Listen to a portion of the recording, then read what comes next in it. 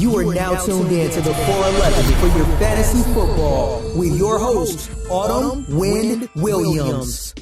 What's going on, everybody? I am Autumn Wind Williams, and you're now watching the 411 for your fantasy football. Don't forget to like, subscribe, dislike button too, and comment below. Hit the bell icon so you know the next time that I'm making a video. We are now on Facebook as well at the 411, on Twitter and Instagram at the 411DFS is where you can give me a follow. And I'm here to provide you my quarterback, running back, wide receiver, tight end, and defense I have for this NFL slate divisional round for Saturday and Sunday. That's right, they got a Saturday slate, a Sunday slate, and then on DraftKings and FanDuel, they got Saturday and Sunday combined. And that's what I'm putting in this video content to provide you what I have on my main lineup. So I don't have any set main Saturday slate, main Sunday. It's all combined Saturday and Sunday. So you have choices. So that's what I'm going to do for you guys on this video.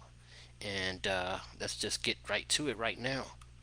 And at quarterback, looking at how the Chiefs is projected to be the most scoring team out of all 8 teams playing this weekend, and the Browns is projected to be second to the lowest.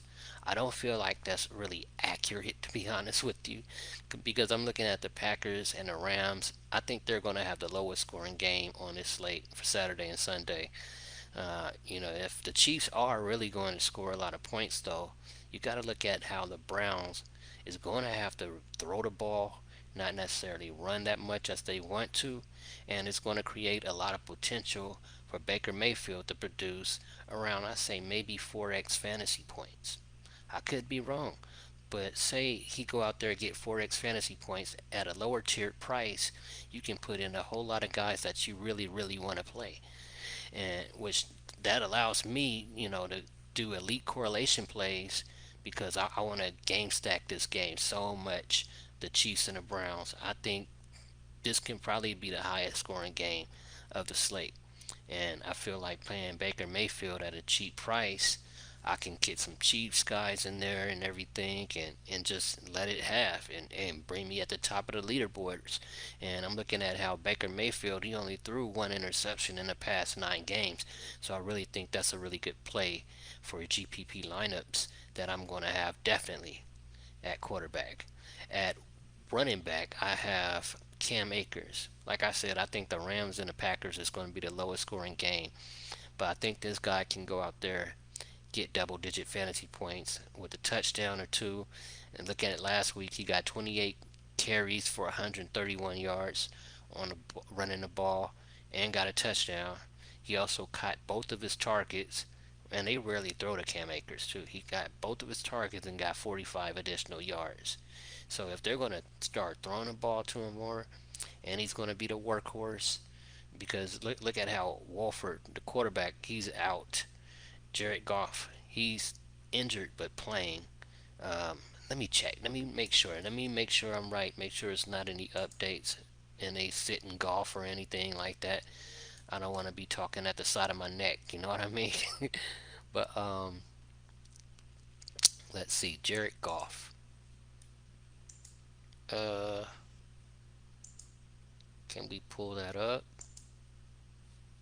and see right now? I don't see him out. Okay, so I'm assuming that Jared Goff is playing, and he's going to be handing the ball off a lot to Cam Akers.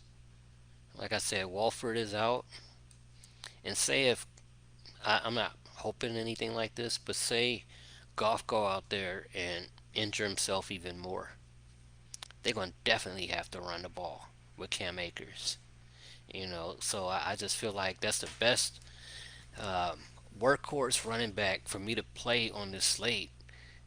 That he's in that position perfectly. When you got 2 injured quarterbacks, what else can a team rely on? And they're not that healthy as far as the backup position at running back either. So that's who I got, you guys. Cam Akers, rookie, going hard for this divisional round.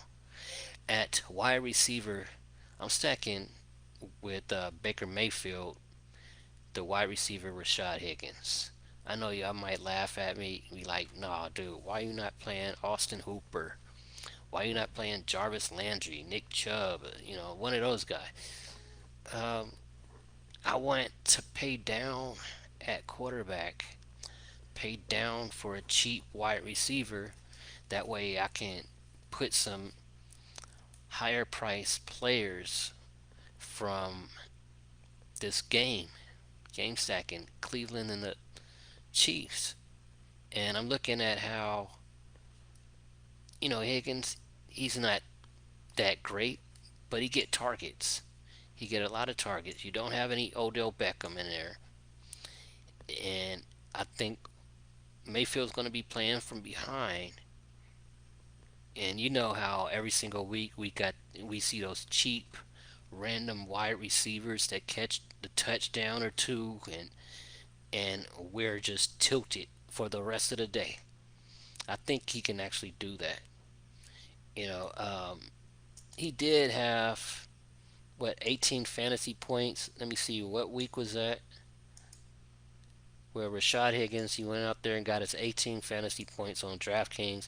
That was week 14. Yeah, week 14. He caught 10 targets, caught six balls, got 18.8 fantasy points. He was 4,200 then. He's 4,100 this week.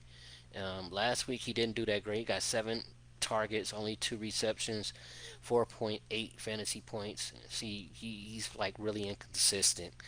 But he even got 21 fantasy points week 13, 20 on week 7, 12 on week 5. He's like all over the board. Either do good or he sucks. But I'm gonna take my chance. This is a GPP lineup. You play in them tournaments, you can't have like all chalky plays because the majority of chalky plays is going to be super expensive. So you got to go cheap somewhere. So why not go with a cheap wide receiver to stack with your quarterback? So that's what I'm doing, you guys, at that position with Rashad Higgins. And since I said I want to get some guys from the Chiefs, main guy I want to get, he's a big expensive. He's the most expensive tight end it is on this slate. He's probably the best tight end of the NFL right now as we speak. I'm talking about Travis Kelsey from the Kansas City Chiefs.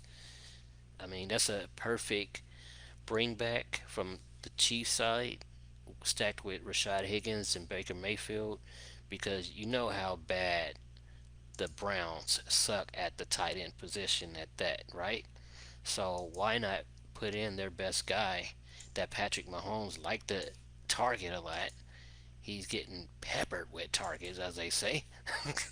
I'm definitely just going to be playing at my tight end in his main lineup. Browns is ranked 27 against the tight end position, so that's why I got him, you guys. He's expensive, yes, and I don't think a lot of guys might even pay up for him either, unless it's brand new DFS players. They see the big name, they're going to want to plug him in just because he's Travis Kelsey. But I know a lot of guys in the DFS industry, they like to play low at the tight end position where they can pay high at quarterback and other positions. I kind of think different when I play DFS. I like either, I told you guys every single week probably, I like to play my tight end stacked with my quarterback, or the imposing tight end stacked with my quarterback. And that's another reason why I got Travis Kelsey in my main lineup. Okay, at defense, as I said too, I was probably blue in the face so far. I think the Rams and the Packers is going to be the lowest scoring game on this Saturday Sunday slate. And I think the Packers is going to win, but I'm still going to play the Los Angeles Rams defense. If everything is for real, as people were saying that what's the name, Devontae Adams is not going to do that great because he's going to be shadowed, and if that's true, which I don't think is completely true, that he's not going to do anything, I think Devontae Adams can go out there and get a touchdown. But I think also Aaron Rodgers is going to throw the ball so much because the Rams is what number 3 against running back, so that's not looking good for Aaron Jones. And the Rams is number 1 at quarterback. So if Aaron Rodgers is going to be throwing the ball a lot, sometimes he's lucky, sometimes he's not. It might be a pick six. It might be 2 pick sixes. You never know. But you know they're going to get some sacks on Aaron Rodgers. It's going to be a lower scoring game. They're going to get an interception or maybe 2. I'm hoping it's a pick six. That's the main thing you want out of your defense. Most of all is at least a pick six, because more times than often it's going to at least get you positive fantasy points, and you're not going to get stuck with a goose egg or negative points at that defensive position. So I just feel like that is a good choice for me. A lot of people might not even take the Rams at defense because, hey, he's going against Aaron Rodgers. Anything can happen. And they're going to probably want to go for a cheap defense, very cheap, or they might go for the Chiefs because they see, like I was saying, Cleveland is second to the lowest projected score on the slate. And they might try to play a lot of Saints or Bucks defense. But I just feel like Rams is the perfect fit, especially if I'm playing Cam Akers. I can stack Cam Akers and the Rams defense together in my lineup as well. So trying to make my lineup well correlated, get it stacked perfectly with specific teams. You know, the Rams, the Chiefs, the Browns mainly. And that's what I have for you guys for this divisional round for NFL DFS on DraftKings and FanDuel. Hopefully you guys can go out there and pick some good plays for your lineups, whether it's cash or GPP, and walk away with some money. And like I said, don't forget to follow us on Twitter, Instagram at the 411DFS. We're also now on Facebook at the 411. And before you click out of this page, hit the like, dislike, comment, bell icon, subscribe, all of that good stuff. And I'll holler at you next week. Till then, stay safe and stay blessed. Peace. I'm out. Thank you for listening to this episode of the 411 Podcast. Now get ready to make that money. And don't forget to follow us on Twitter at the 411 DFS.